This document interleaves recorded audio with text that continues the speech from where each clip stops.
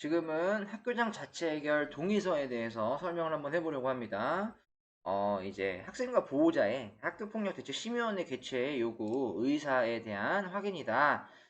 그러니까 지금 이거는 자체 해결에 동의하는지 하지 않는지에 대해서 이 동의서를 이제 주고 받았다라는 건 자체 해결하겠다는 의사를 표하고 있다. 아, 대신에 이제 네 가지 요건이 성립을 다 해야죠. 학교장 자체 해결 네 가지 요건 성립한 상태에서 이 동의서까지 수합이 되면 그걸 가지고 전담기구에서 자체 해결이 성립하는지 하지 않는지에 대해서 논의한 다음에 자체 해결이 되는지 아니면은 심의원에 올라가는지 결정이 됩니다. 사안번호 무슨 중학교 몇 호 작성하시면 되고요. 피해 학생, 사실 이것도 좀 더 명확하게 관련 학생인데 피해 주장 학생과 가해 추정 학생으로 넣는 것이 조금 더 바람직하고요. 초등학교 뭐 씁니다. 뭐 가나다 중학교 이렇게 쓰고 학년 2학년 10반 이렇게 쓰고 학생 성명을 쓴 다음에 어, 보호자 성명을 써야 됩니다. 요거는 이전 영상에서 꿀팁으로 하나 남겨드리긴 했는데 학생 확인서 쓸 때 보호자의 성명을 쓰도록 하는 겁니다. 그러면은 학생 확인서를 바로 꺼내보면 보호자 성명을 알 수 있습니다. 담당자가 전교생들이 보호자 성명을 알 수 있는 방법은 아예 없어요. 그러니까 직접 물어봐야 되는데 학생들 일일이 불러서 다시 물어보거나 부모님한테 전화해서 대뜸 땡땡이 보호자시죠? 이름이 뭡니까? 하는 것도 사실은 좀 뭔가 맥락상 맞지도 않는 것 같습니다. 그래서 제일 좋은 거는 학생 확인서에 보호자 이름을 쓰게끔 뭔가 칸을 하나 만들어 놓고 아이한테 줘서 적게 하면 이거 작성하는 건 좀 쉬워지고요. 이거는 교육지원청에 한 두 번 정도 제가 건의하긴 했는데 가해 추정 학생의 이제 보호자 성명까지 요 서류는 피해 쪽에만 갑니다. 그래서 피해 주장 학생 보호자가 보는데 지금 상대 측 학생의 보호자 성명까지 알아야 될 필요가 저는 있는가라는 좀 물음표가 있어요. 뭐 이전 영상에도 설명하긴 했지만 가끔 가다가 학생의 이름은 뭐 이런데 어, 보호자의 이름은 뭐 이렇게 제가 정확하게 모르겠습니다만 뭐 라따뚜이 뭐 그냥 이렇게 치겠습니다. 한국인이 누가 봐도 한국인이 아닌 경우 그리고 지금 이 학생 같은 경우에는 친구들한테 학교에서 생활할 때 요새는 담임교사도 부모님 이름을 모르게 하죠. 왜냐면은 부모님이 어떤 국적을 가지고 있는지 뭔가 이제 차별하지 않도록 뭔가 정보를 제공하지 않는 차원으로 하는데 뜬금없이 피해 쪽에다가 가해 학생의 보호자 이름이 들어가는 거 이게 맞나라는 의문점은 있지만 2023년에는 어떻게 이제 개정되어서 나올지 모르겠습니다. 제가 막 교육지원청에 연락해서 한 게 반영이 됐을지 안 됐을지 모르겠지만 어쨌든 요거 양식이 2023년 양식도 이렇게 나오면 써야죠. 어쩔 수 없죠.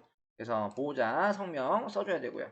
자, 사안조사 내용은 실제 사안조사 보고 내용을 그대로 복사해서 붙여넣는 것도 방법일 수 있겠으나 저 같은 경우에는 요거는 좀 다르게 작성합니다. 좀 최대한 축약을 좀 시키고요. 너무 장황하게 설명하기보다는 좀 축약을 좀 시키되 피해 학생과 보호자가 피해를 호소하는 부분에 있어서는 전부 다 써야 됩니다. 좀 어려워요. 이게 피해 학생 쪽에 학생과 보호자가 직접 보는 서류이기 때문에 여기 있는 내용을 한 번씩 살펴보고 왜 나 이거 피해 주장했는데 왜 이게 빠졌어? 라고 할 수 있고요. 그리고 양쪽 내용이 뭔가 다른 부분이 있어요. 예를 들어 피해 학생은 세대 맞았다고 했는데 가해 추정 학생은 안 때렸다라고 하는 경우에는 여기다가 피해는 맞았다고 하는데 가해는 뭐 이제 안 때렸다고 한다 이렇게 자세하게 넣는 것보다 개인적인 생각이지만 양쪽에서 인정한 거는 뭐뭐 했다 사실인 것처럼 쓰고요. 그 다음에 피해 학생이 뭐뭐를 주장하고 있다 이렇게 이제 약간 돌려서 씁니다. 그러면은 개인적인 생각에는 장단점이 있을 수 있겠지만 누가 봤을 때 이걸 보고 더 단점으로 얘기할 수도 있겠지만 저는 개인적으로는 피해 학생의 입장에서는 나는 이런 걸 주장했고 이 내용이 다 조사 보고서에 들어가 있구나.